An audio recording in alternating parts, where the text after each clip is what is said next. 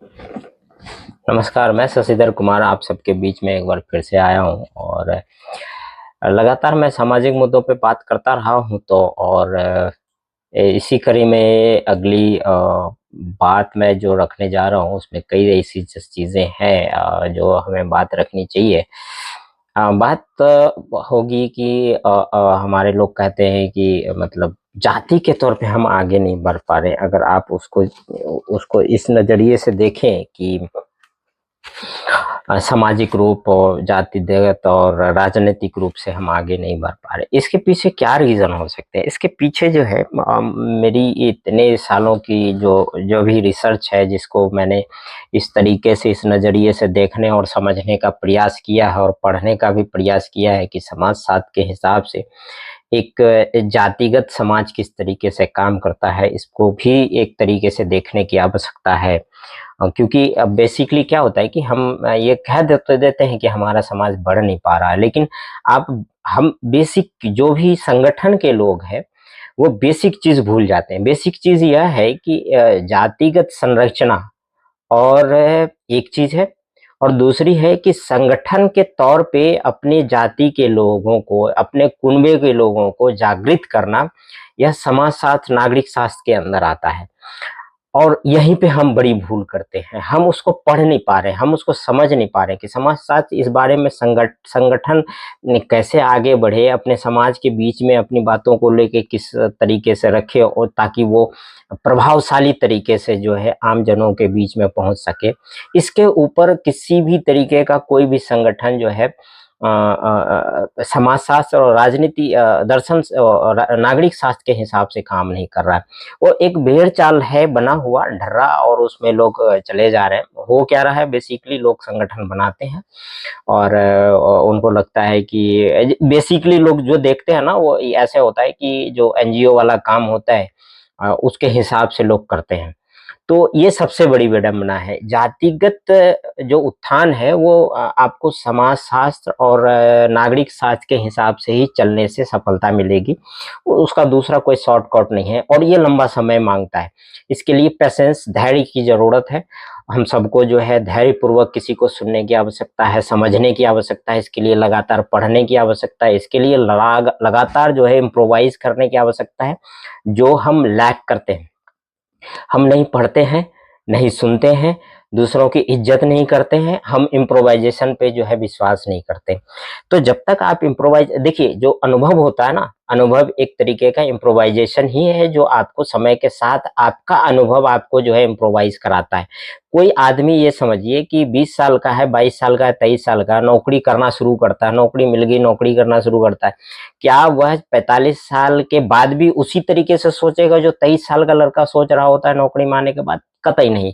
क्योंकि उसका जो 20 साल का जो लंबा दायरा है, जो 15 साल का लंबा दायरा है नौकरी करते हुए, जो अनुभव है, उसके अनुभव को करते हुए उसको प्रमोशन मिलती है। क्यों प्रमोशन मिलती? क्योंकि आपके पास अनुभव है, आप कैसे लोगों के साथ डील करेंगे, जो आप काम कर रहे हैं उसमें जो आपका सोचने का तरीका है, किस तरीके से आप बेहतर सोच सकते हैं, एक नए रिक्रूटर के रिक्रूट जो आता है उससे बेहतर कैसे आप सोच सकते हैं, यह आपको अनुभव ही सिखाता है। अनुभव, यही मैंने कहा कि अनुभव ही इम्प्रोवाइजेशन का एक तरीका है और हम सबको इसके बारे में सोचने की आवश्यकता है।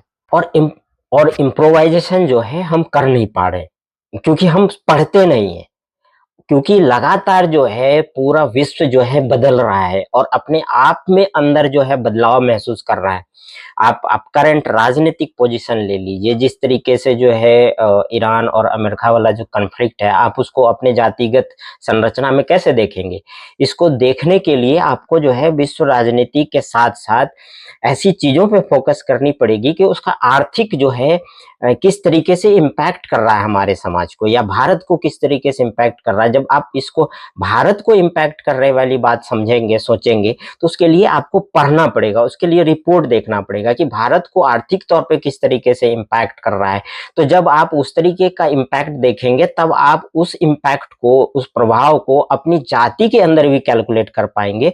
यह सोचने की आवश्यकता है। जैसे आज ही मैंने जो है बीबीसी की एक वीडियो है जो गुजरात के साबरकांठा में जो है रूपाल गांव में दलित समुदाय के बीच में उन्होंने एक वीडियो शेयर किया है और उसमें कहा गया है कि दलित समुदाय लोग कहते हैं कि अब हम ये गांव छोड़ के ही चले जाएंगे क्योंकि स्थिति बहुत भयानक होती चली जा रही है। लेकिन आप कहीं भी जाएंगे तो आपकी जाति तो आपको पीछा नहीं छोड़ रही है, लेकिन हो क्या रहा है, जातिगत आप पीछा जब छुड़ा नहीं पा रहे जाति से, तो फिर आप कहीं भी भाग के चले जाएं उससे क्या ही फर्क पड़ जाएगा।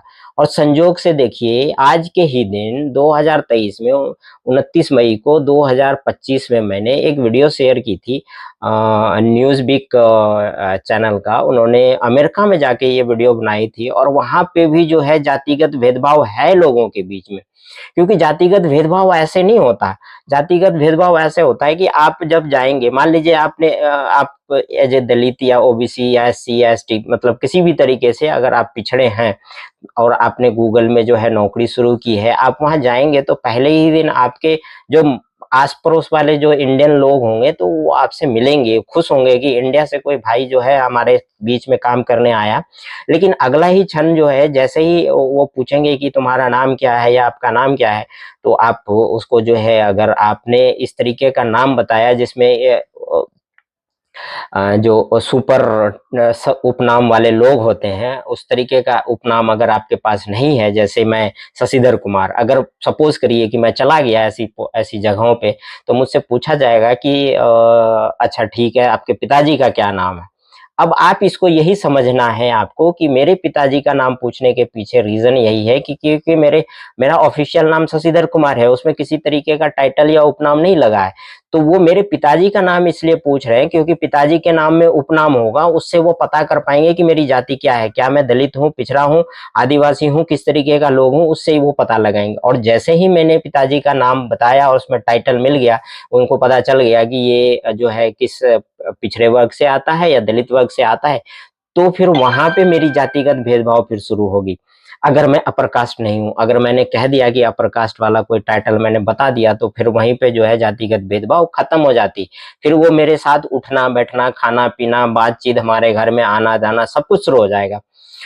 किस तरीके की कोई समस्या हो तो उसके लिए भी वो तैयार रहेंगे कि हम तुम्हारी हेल्प करेंगे। लेकिन आपके साथ क्या हो रहा है कि आपके उपनाम को जानने के लिए अलग अलग तरीके अपनाए जाते हैं। तो इसलिए मैंने बहुत पहले ये भी लिखा था कि हमारे लोगों को उपनाम जो है बंद ही कर देना चाहिए। अगर मैं आप सपोज करिए कि मैंने अपना नाम जो है शशिधर कुमार रखा ऑफिशियल रूप में और मेरे बच्चे का नाम में किसी तरीके का उपनाम नहीं है, तो और मेरी वाइफ के भी नाम में किसी तरीके का उपनाम नहीं है, तो स्वाभाविक तौर पे बड़ा मुश्किल हो जाएगा किसी तीसरे व्यक्ति के लिए जो है मेरे बच्चे का जो है जाति पता करना उपनाम के माध्यम से। तो जब तक वो जाति प्रमाण पत्र ना देखे, तो ये एक चीज है समझने वाली कि हम जो है उन लोगों से बहुत पीछे हैं, हम इन चीजों को सोच नहीं पा रहे हैं और वो लोग कर ले रहे हैं, इसीलिए हम सोचने के मामले में बहुत पीछे हैं। अब इसको कैसे जोड़ेंगे हम संगठन के तौर पे, इसको हमें ये देखना पड़ेगा। इसको हम संगठन के तौर पे कैसे जोड़ के देखें, इसको हम संगठन के तौर पे ऐसे करके देखें कि जो मैं अभी ये कर रहा हूँ इसको संगठन प्रचारित प्रसारित करे, अपने लोगों के बीच में जाके इन बातों को रखे कि आपके साथ किस तरीके का जातिगत भेदभाव होता है। आपको यह समझने की आवश्यकता है, प्राइवेट नौकरियों में भी जातिगत भेदभाव होता है। इसका ये उदाहरण मैंने दिया है और इसके उदाहरण स्वरूप आप वो वीडियो जो है मैंने जो पिछले साल इसी तारीख को मैंने शेयर किया था, आज मैंने उसको रीशेयर किया है। यह देखने की आवश्यकता है कि वहां पे लोग कितने मॉडर्न हैं, कपड़े मॉडर्न पहनते हैं, फिर भी जो है उनकी सोच वहीं अटक जाती है कि तुम्हारे पिताजी का नाम क्या है, उससे वो पता कर पाएंगे कि आपकी जो है जाति क्या है। तो जाति है कि जाति नहीं, रेणु जी ने कहा था, ये बड़ा मतलब वैलिड पॉइंट है और प्रश्न है। और मुझे लगता है कि हर हमारे अपनी जाति के लोगों को इस तरीके की चीजों से जो है निपटने के तरीके आने चाहिए। और रेणु जी ने बहुत खुल के ये भी कहा है एक जगह एक लाइन की, जाति नहीं मानने वालों की भी जाति होती है। आप समझिए कि इन दो पंक्तियों में कितनी बड़ी बात वो कह के गए हैं और हम इस बात को समझने को तैयार नहीं है। हमें लगता है कि जातिगत जो चीज है ये सदियों से चली आ रही है, ये इसलिए आपके दिमाग में है क्योंकि आपने कुछ पढ़ा ही नहीं है, आपने हिस्ट्री पढ़ी नहीं है। हिस्ट्री में जो है बहुत सारी ऐसे वैलिड और तथ्यात्मक रूप से चीजें हैं जो हम पढ़ नहीं रहे हैं, और हमें पढ़ने के लिए जो है हमें प्रयास करना पड़ेगा। और हम क्या कर रहे हैं, हम व्हाट्सएप और फेसबुक के माध्यम से जो सही तथ्य नहीं है उसको समझने और देखने का प्रयास करते हैं। तो ये सबसे बड़ी विडंबना है कि इतिहास और उसकी जो परेशानी है, जो जातिगत परेशानी है हमारे बीच में, हमारा उत्थान नहीं हो पा रहा है राजनीतिक तौर पे, सामाजिक तौर पे, शैक्षणिक तौर पे। इसके लिए जो है बेसिकली हमें ये समझने की आवश्यकता है कि जातिगत रूप से हाँ हम कहाँ जो है हेल्ड करते हैं एटलीस्ट। अब देखिए, एक चीज है कि लोग कह देते हैं लगातार कि धानुक अलग अलग राज्यों में अलग है, बिहार के धानुक अलग। ये कितनी मूर्खतापूर्ण बात है कि आप इस चीज को समझ नहीं पा रहे। धानुक शब्द जो है वो हर स्टेट में है, तो जाति कैसे अलग हो गई? पहली बात तो आप भाषा के तौर पे यहाँ एक लाइन में गलत हो गए कि अगर अलग अलग स्टेट के हैं तो अलग अलग नाम यूज किया जाता। एक क्षण जैसे आप कह सकते हैं कि धानक और धान का अलग है, ठीक है भाई, आपकी भाषा तौर पे मैंने ये बात मान ली, लेकिन भाषा की जानकारी कितनी है कि उसका जो रूट शब्द है वो क्या है? जैसे कमीज, कमीज अरबी शब्द है और आपको पता नहीं। पजामा उर्दू शब्द है, सलवार उर्दू शब्द है, अरबी शब्द है, आपको पता नहीं। इवन रामचरितमानस में जो अशोक वाजपेयी जी कहते हैं, बड़े लेखक हैं, और उनका कहना है कि 1000 से ज्यादा उर्दू अरबी के शब्द इस्तेमाल हुए रामचरितमानस में। क्या आपको पता है? सबको लगता है कि अवधि में लिखा होगा, ठीक है, अवधि में लिखा होगा, इसमें किसी तरीके की कोई विडंबना नहीं है, लेकिन 1000 उर्दू के शब्दों का वहां पे, या उर्दू या अरबी या फारसी के शब्दों का इस्तेमाल होना यह बताता है कि वह शब्द जो है उस समय सामाजिक जीवन में रच बस गया था। इसीलिए तुलसीदास जी ने उन शब्दों का इस्तेमाल किया वहां, क्योंकि उनको उन शब्दों से बेहतर शब्द उस समय नहीं नजर आया, इसीलिए उन्होंने वो शब्द इस्तेमाल किए।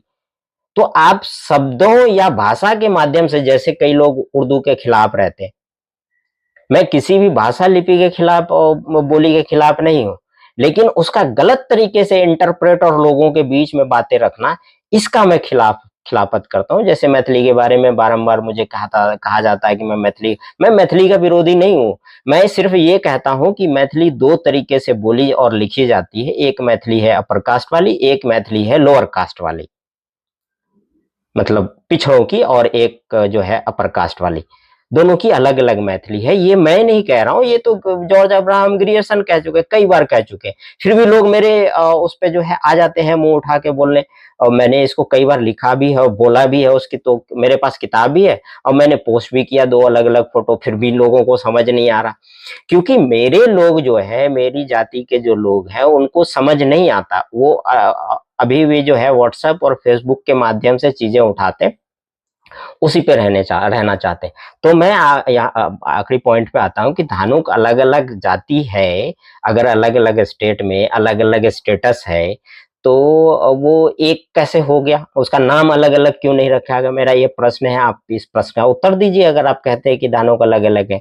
क्योंकि धानुक अगर एक शब्द है और अलग अलग स्टेट में एक ही धानुक शब्द ही इस्तेमाल हुआ है, और उसका रूट शब्द एक ही है भाषाई उन्नता के हिसाब से अगर आप देखें, तो फिर जो है धानुक तो एक ही है ना वैसे भी। और दूसरी चीज, अगर आप धानुक के बारे में पढ़ेंगे तो हर जगह आपको दिखेगा कि वो ट्राइब है। किसी भी किताब को ले लीजिए, चाहे वो पंजाब की किताब ले लीजिए, हरियाणा की ले लीजिए, गुजरात की ले लीजिए, राजस्थान की ले लीजिए, दिल्ली की ले लीजिए, पंजाब की ले लीजिए, बिहार की ले लीजिए, बंगाल की ले लीजिए, आप क्या कहता है कि इन्हीं स्टेटों में है, आप चेक कर लीजिए, हर जगह धानुक को ट्राइब के तौर पे लिखा गया है। और किसने बताया ये चीज? आज ही मैंने एक कोई मध्य प्रदेश के हैं, जय मूल निवासी शायद कोई पेज है, उसका एक वीडियो शेयर किया है। अब आप बताइए कि अपने यहाँ धानुक है, कोई लिखता है दूधवार, कोई लिखता है जसवार, कोई लिखता है खपड़िया, कोई लिखता है मघैया। अब जातिगत जनगणना में यही लिख दिया जाएगा तो आपकी तो जातिगत जनसंख्या खत्म हो जाएगी। फिर सरकार जो है उसको ये बोलेगी कि जो है बहुत सारा इसमें जो है गलत तरीके से डेटा आ गया है और हम इस जातिगत जनगणना को नहीं मानते, और वो फिर चला जाएगा हिसाब। तो उन बंधुओं का ये कहना था कि जो ओबीसी, चूंकि ये सब कोई मानते हैं कि जो ओबीसी की लिस्ट है, जो राज्यों की ओबीसी की लिस्ट है और सेंट्रल की जो ओबीसी की लिस्ट है, दोनों में धरती आसमान का अंतर है। उन्होंने दिया भी कि महाराष्ट्र में इतने ओबीसी स्टेट में है, लेकिन वही आप महाराष्ट्र का जो है वो सेंट्रल वाला लिस्ट देखिए तो उसमें कम नंबर है। उसी तरीके से बिहार का उन्होंने कहा, यूपी का उन्होंने दिया नंबर की इतना है, लेकिन सेंट्रल में इतना ही नंबर है। तो ऐसी कई सारी समस्याएं आएंगे। तो उनका जो ये कहना था कि जो स्टेट गवर्नमेंट की लिस्ट है उसके हिसाब से ओबीसी जातियों का वहां पे नंबर होना चाहिए जातिगत जनगणना में, और लोगों से जब पूछा जाना चाहिए तो वो जो जनगणना कर्मी है उनके पास वो लिस्ट होगी कि ओबीसी में इतनी जातियां हैं, आपने ये बोला तो ये वाला जो है लिखेंगे। तो उससे क्या होगा कि एग्जैक्ट डेटा मैच होगा। फिर क्या होगा कि अगर कोई हमारे यहाँ मगैया या खपरिया या दुधवार या जसवार कुछ भी बोलता है तो लोग बोलेगा नहीं, वहां पे जो जनगणना कर्मी है वो बोलेगा नहीं ये जाति तो हमारे उसमें जो है लिस्ट में है नहीं, आप ऐसा नाम बोलिए जो इसमें लिस्ट में हो। अगर मान लीजिए कि वो तो पूरा पढ़ के बताएगा नहीं, तो बोलेगा ये लिस्ट लीजिए, पढ़ लीजिए और आपकी जाति क्या है बता दीजिए, तो वो बोलेगा कि धानुक है, फिर धानुक जो है वो डालेगा। तो अब इसमें क्या होगा, स्वाभाविक तौर पे वो जो धानुक की जाति के लोग हैं उसका एक्चुअल फैक्चुअल डेटा जो है वो हमारे पास उपलब्ध होगा। अब आप सब बताइए इसके बारे में संगठन क्या कर रहा है? 0 सन्नाटा। उनके पास इसके बारे में किसी भी तरीके का कोई जानकारी नहीं है, कोई महत्व वाली बात नहीं है कि लोगों को समझा पाए।